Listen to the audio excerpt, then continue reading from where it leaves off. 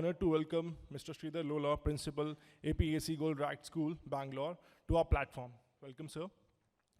To highlight his leadership and expertise, we will present a brief AV introduction that captures his essence and set the stage for his session. May I request AV team to please play the...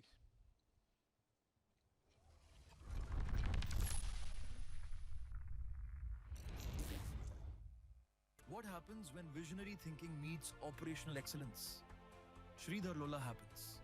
With over 30 years of experience, Shridhar Lolla has revolutionized the way organizations approach growth, operational efficiency, and business transformation. From engineering marvels to entrepreneurial ventures, Shridhar has left an indelible mark on every organization he has worked with, transforming them into more efficient, profitable, and forward-thinking entities. A celebrated author, speaker, and corporate strategist, Shridhar's influence stretches across industries ranging from IT and manufacturing to healthcare, pharmaceuticals, and e-mobility. Known for his pioneering work with the theory of constraints, TOC, and business model innovation, Shridhar has built a legacy of transforming organizations at both strategic and operational levels. Please welcome the visionary leader, who's not just transforming businesses, but shaping their future, Shridhar Lolla. Thank you, team. May I now request Mr. Lolla to address the gathering? Thank you. Is this on? The mic? Good afternoon, everybody. And thank you, IMA, for giving me this moment to be here with the August audience here. I represent an organization which is written at the bottom there, Goldratt Group, and we are nothing but problem solver. We always see glass as half empty, although there is immense importance of glass being half full. So that's where we start from.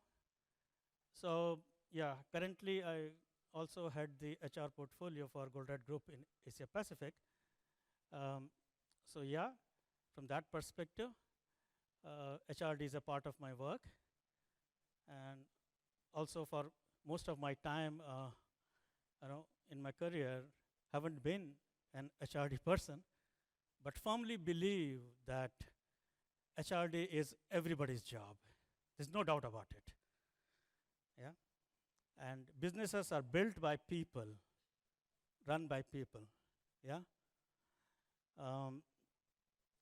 The topic that I'm going to cover is maybe quite different than most of the illustrious speakers I talked about. And I'm wondering, the deck that I prepared, yeah, would I be able to hold to it? Because looks like there's so many nuggets and insights that I got here that I might like to stand on the shoulders of my predecessors here. And but let's see if I'm able to do justice with what I have here. Okay. My presentation is probably going to be a little different, as I said, because our perspective is to see glass as half full. Yeah. There may be some arrows and some building blocks here. So pardon me for that, but I think I got something 10, 15 minutes. Let me see how much justice I do. I might move pretty fast on some of the slides, which already have been spoken about. So let me start with this. So this is a simple flow, starting with a question that organizations claim something. Yeah. But we are talking about how do we put people at the center of solving big problems. Yeah. And can it be demonstrated? And can it be replicated? Is there a model? Is there a method? Is there a tool to do that? Yeah. And of course, the approach for that, and just we'll pick one example, and then a couple of examples will move very fast. So let's move ahead. So this is the starting point. Look at the websites, yeah. Look at the annual reports and increasingly annual reports, yeah. Graphities, and now we have DEI, yeah, and a couple of more acronyms. I can just fill the page here. Everybody would claim that people are at the center of our organization. They are at the forefront, yeah? And there are a lot of illustrations there, things. But the point is, where is the evidence? Where is the evidence that somebody can tell me that this is the HR policy or this is the strategic decision we have taken with respect to people? And last year we got 25% jump in our business, and 5% of this was because of the policy that I created. This we are not talking about adding another 10% of people and increasing the revenue. Okay? That's the point we're talking about. How center is the centric, human-centric that we're talking about. How well-centered it is. Yeah? So that's again trying to just put the problem in the front, yeah, and try to talk about it. So this is what we're talking about. Where is the evidence? Yeah, and therefore we're talking about, is there a very strong connection between all that we're talking about, people being in the front, the policies that we run, yeah, and the impact that the business want to show or want to achieve. That's the starting point for us, yeah. A few definitions quickly. What we are talking about is about breakthrough in the business. Yeah, we're talking about people demonstrably as a team,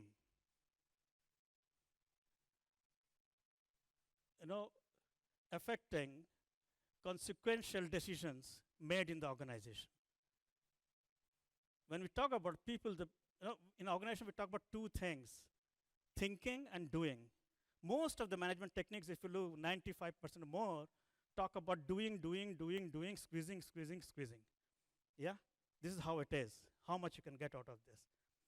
There are very few techniques which leverage thinking.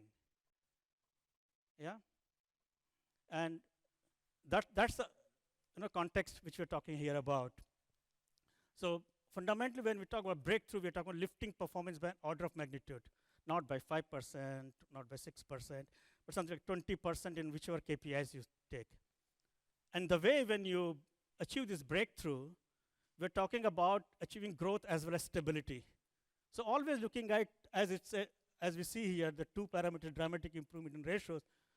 You cannot just improve revenue and talk about cost later on, or be cost effective and later on talk about revenue. This is what, if you see Economic Times any day, the results that you come there, and if you follow for a year, you will realize most of the companies, they will tell that we made so much jump in our revenues, yeah, or they will say that we have made so much of profit, okay, but they will remain silent about the cost for 1 or 2 quarters, okay, and after 2-3 quarters, they will say we have saved so much of, we have been so cost effective, but they will remain silent on revenue, as if revenue is something to be talked about in isolation to cost. The reality is that you have to see the ratios, and ratios are the levers in business. Yeah, so anything that we do, we always need to see both the sides of the coin. Yeah, and then we are talking about being people-centric. When we're talking about being people-centric, we're talking about the innate power or the nature of people to be demonstrably seen in the decisions that we make. And we're talking about decision as the biggest power that people have. Yeah. So unless in the decisions that we make, we can very clearly show through methods that here is where this innate power is coming, it's very difficult to claim that all that we do about people being, people-centric organization. Yeah. And this is what we're talking about. Archimedes, if you know, he said, right? Give me a long enough pole and I will move the earth with a very little force. And that is what we're talking about. Means being people-centric has to be such that people can use this power of thinking. Yeah?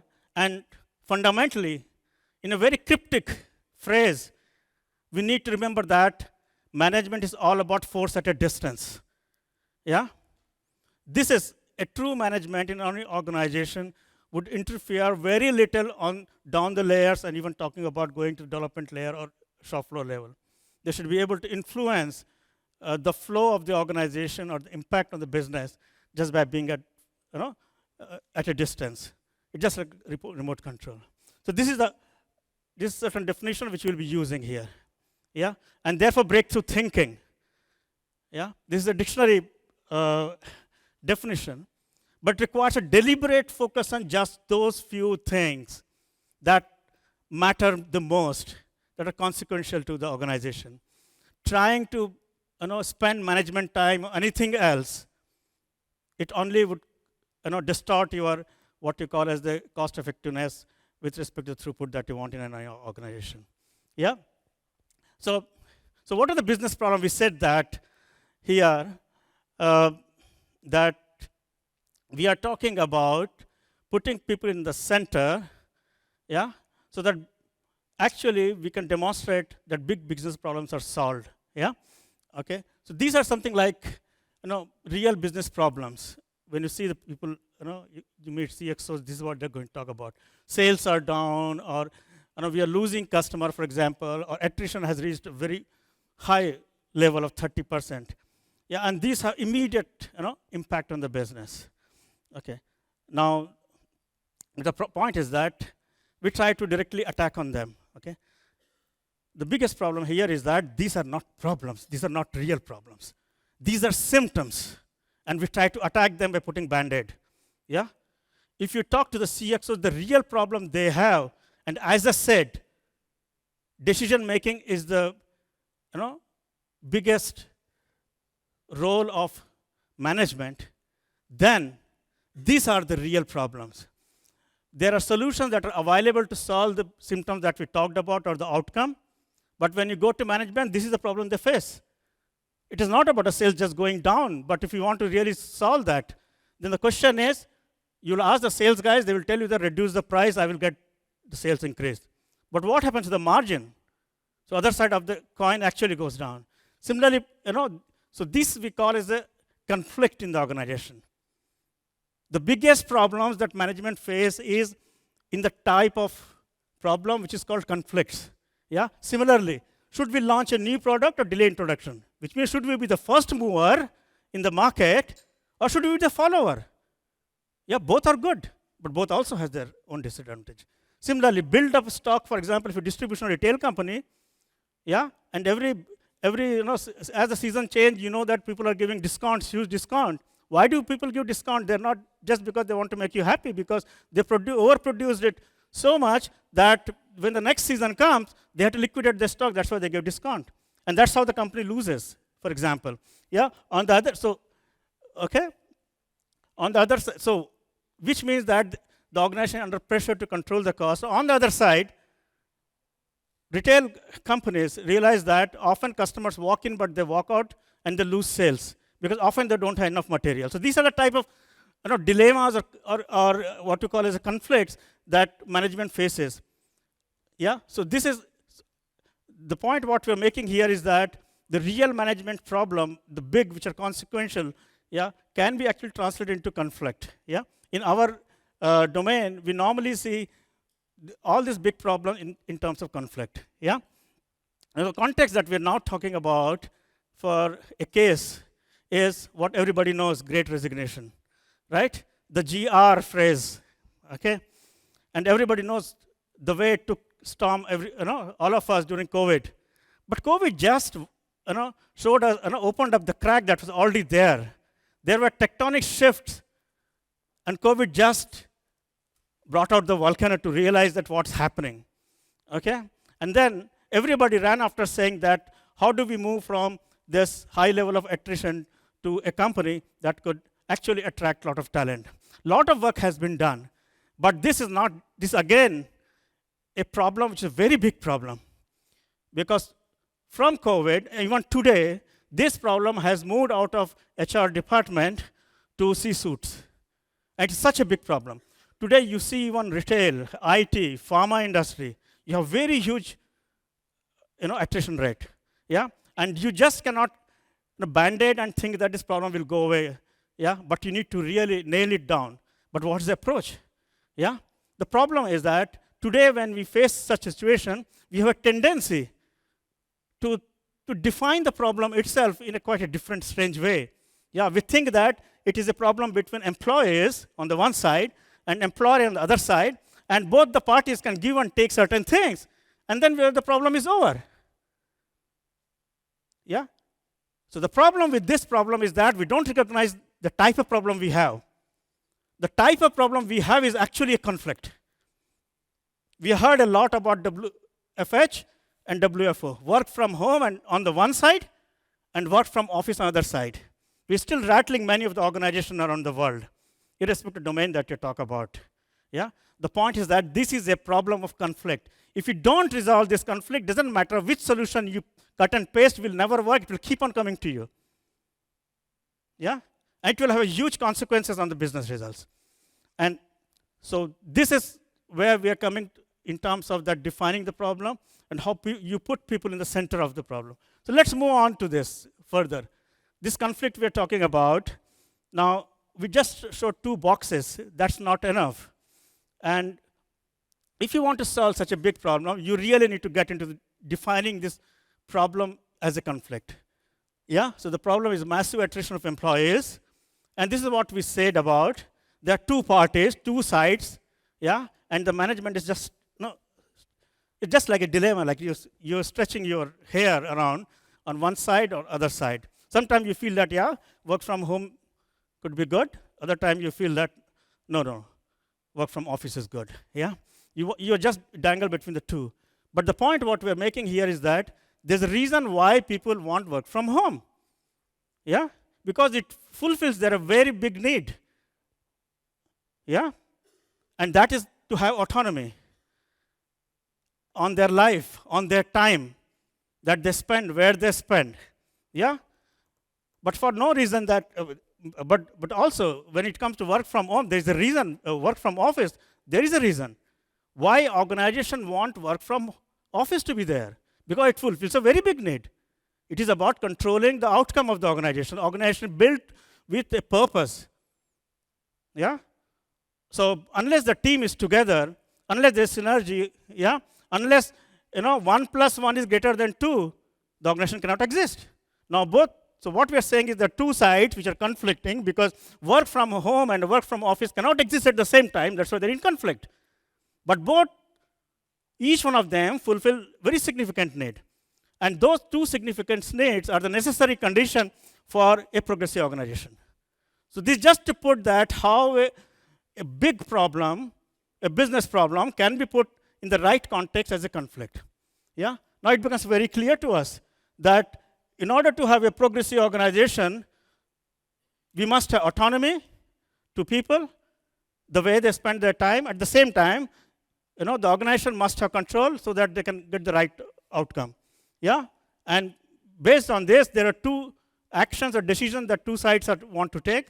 One is work from home and work from office. That's where the conflict is. This conflict is not complete yet. We stop often here and try to solve this. The point is that there is another conflict. It is believed by the other party that when you work from office, it reduces your autonomy in the current context, in whichever context they're talking about. On the other side, the first party thinks that when you work from home, the control is lost on the organization. And this is how you define the conflict. Now, if the definition is clear, now the solution should not be that difficult. Yeah? Okay. So as I said, often we try to borrow the solution elements for any problem from outside or from anywhere and cut and paste. But the way to solve this is this, where you're actually putting both the parties together. You're now hearing the other party here. You have empathy with the other side, and you're bringing them. Now, the way to solve this is, yeah, so this is what we talked about conflict. Let's see what's the way to solve this is a golden path. It is neither on this side nor on that side. Okay? That's the challenge which we're talking about. Here are the 4 points that you need to know when you want to solve a conflict. And each business problem can always be brought into conflict. So we're talking about such an approach must give employees more autonomy than they think. At the same time, the organization get better outcome than they got so far. Yeah? But in doing so, one side's action should not conflict with the other side's necessary condition. That's the 3rd condition.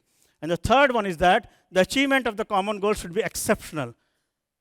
These 4 conditions must be fulfilled in any situation. Yeah? So this is a tool which would help you in putting the right perspective here. And very quickly, the way you solve this, any big problem is we have this conflict definition.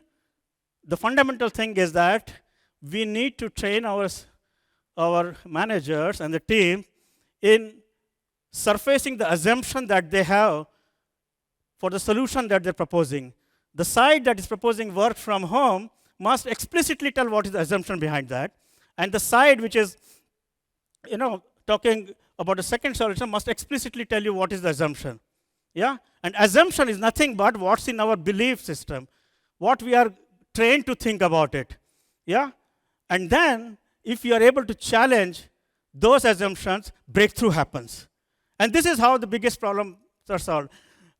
We have technical solutions, we have logistical solutions, but we know at the end of the day that unless the behavior is changed in the organization, nothing changes. And those behaviors are guided by the assumption that, the way they think. And this is how, and then once you know the assumption, then you need to challenge this assumption in collaboration with the other party. And and then you have to look at the reality what it is. In this case, for example, there are two realities which have been mentioned in one of the exercises that we did with a large organization. The idea is that the breakthrough solution is achieved when assumptions are challenged and the conflict is resolved. This is exactly the direction you need to know. So this is how you solve a big problem. You had a big consequential problem. You have put the people aspect there. You heard the other side. You looked into the assumption that people have in their mind. You made them to think and then challenge those assumptions. So once you challenge those assumptions, you will come with one solution, which is better than any one of this side or that side. For example, in this case, one of the organizations came out with said, they named it hybridity, WFX, work from anywhere. I think this is not something that we are seeing new. It's intuitively you can get into, but the point is how do you design it? You design it fundamentally to the challenge assumption that people have in that organization. And this solution will differ from organization to organization. That's the point here. So let's moving ahead, the golden path again. So one of the organizations put these 3 steps to deal with Great Resignation. And they really got huge dividends in this. And they said that there are 3 layers we're going to talk about it. We have to immediately deal with attrition. Because it's bleeding, we have to block the blood first. So that's the first one. So the first solution element for them was prevent service disruption. So they created what's called resource buffer by using the methods that are available. Similarly, the second was create attraction. So stabilize the work plan, create this slackness in the work so that people are not overstressed. The third one is allow people to exercise right choice. For example, this is one of the set of solution elements. They got it when they challenged the assumption that they had on both the side of the conflict. There's another, and the insight that this organization got, what they said is that actually in our organization, there's enough time and resource base, but time and effort is wasted like anything. So where is the conflict of this work from home or work from office? This can be adjusted provided we are aware of the type of wastage that we are doing it. And that's why they believed that every situation can be significantly improved, which means that get more with less effort and time. It is possible. It is not that, only now that we have this problem, but another 3 minutes. Okay. There's another insight that they got, and they said that even before COVID, things have been late, slow, and ineffective. So the organization came and talked to managers, and they said that the system that you have, it has so much of the wastage there that, means you should still be able to manage and there's a good enough leeway for you whether people work from office or work from home. This is the insight which they got it. And subsequently, there's another company which built its own conflict cloud, and they came out with what is called as 3 layers of solution, and they took an approach what we normally call as a 3C approach. You start with classification, you do correlation shape, and then do causality based. From each one of these things, they came out with the essentials of the solution elements, and then they translated this into logistical solution. So this is just to let you know that when there's a consequential problem, how do you approach really? And there's a tool to put what's in the mind of the people at the center of the problem solving. Today what happens is there a big business problem, but we will get some small elements that will go to the HR department and for them to provide as a service. But what we are talking here is a paradigm shift. We are talking about HR department moving from service provider to solution creator, along with the business team. Yeah, this is one of the approach which we normally recommend organizations. Yeah, there's another organization which built again a sort of a solution element. Just I'm not going through it, just to let you know that this is something that has been implemented in another organization. Yeah, and so that's what we're talking about. Real big problem. What we're saying is that the biggest problems are stuck in an organization, and organizations are stuck where they're stuck primarily because there is a conflict which is unresolved in the organization. We tend to take either one side of the conflict or other sides of conflict, or we try to average it. Okay? So that's where the problem remains, and in long term, big problems are not solved. Yeah? This is other example in sales. Yeah? So similarly, you can actually solve it when you have problem of sales. So we are again talking about now the real domain of business. But what emphasis I'm trying to place here is that whether it is a retail distribution problem, whether it's a sales problem, yeah, or whether it's just an HR conflict, yeah, the point is that we can bring the real power of people to solve this problem, yeah, and that is where we can create a solution that can give you breakthrough in the business. And this requires a lot of intervention from the HR team. Yeah, and just to summarize very quickly, so what we again just want to emphasize that what we're trying to say is that there is a business problem. We are saying translate it into people-related problem, because that's the way they think, that's the way they assume about everything. And once you've gone there, find a solution there and translate it back to the business side. Yeah, and that is how this U curve that we're talking about is the way that you can actually co-create the solution that will actually provide you breakthrough thinking, breakthrough results. Yeah, so that's the point we're talking about. And this puts actually the real power of people at the center of solving big problems, and allowing HR department to move from a service provider to a solution creator or co-creator. So this is the direction which we're talking about. And really, when you're talking about when you talk about DEI, it makes a lot of sense. Yeah, just this, you can physically see that people really, their biggest problem, their biggest power is being used in solving any problem that you're talking about in the organization. I think I've done my part here. Just want to leave with this statement from Dr. Eli Goldratt, whose theory of constraint is what we follow, yeah, and our whole organization. So he said that since conflict is at the root of the big problems in an organization, we have to first believe that there is actually no conflict because we're solving a conflict. The starting is that there is no conflict between people, between different teams in the organization, between sales and production and R&D. Yeah? Okay, one department, HR, there's no conflict, but conflict just appears to be there. We need the right way to resolve this conflict, a conflict resolution tool. And if you are able to solve and provide win-win to both sides, you will come out with an innovative solution, a breakthrough thinking, that will actually give you breakthrough results and solve big problems in a big way. So that's all I thought I will present. Thank you very much for your patience. Sorry, I've been very fast, but just pardon me for that. And it will maybe off track from the general track of HR. Any questions? I'm ready to take. Sir,